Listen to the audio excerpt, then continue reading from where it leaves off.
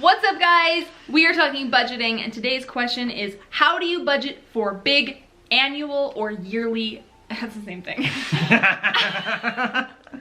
Annual or yearly or once a year, or that thing that only comes around once every 12 months, or that thing that only happens, like, just say in January and only in January, every January. Enough!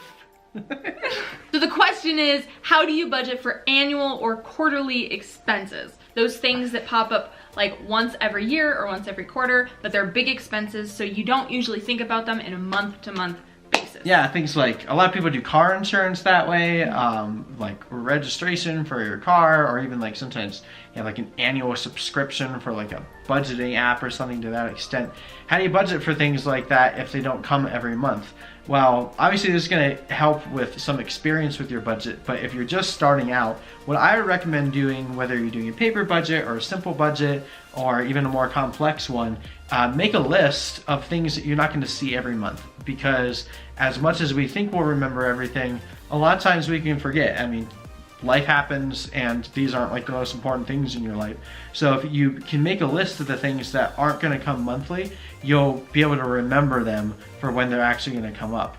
And then how do you actually handle budgeting for them is what you want to try to do. So let's say you have a $300 car insurance bill that comes every quarter. Well, it's going to be a lot harder to swallow in your budget if you just have like a random $300 expense come through.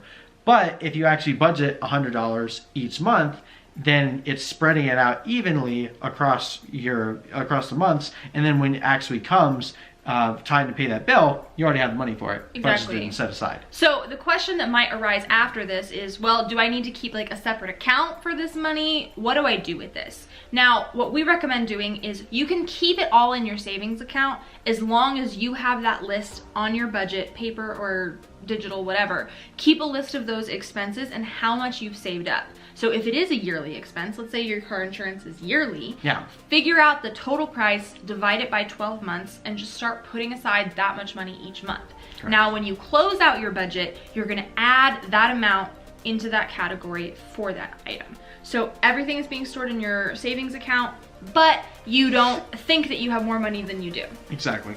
It's pretty much how it works. So that's how you do that. If you guys have any questions, please let us know in the comments below. We love helping y'all. So have a wonderful day. Go budget, go live your dreams. Bye.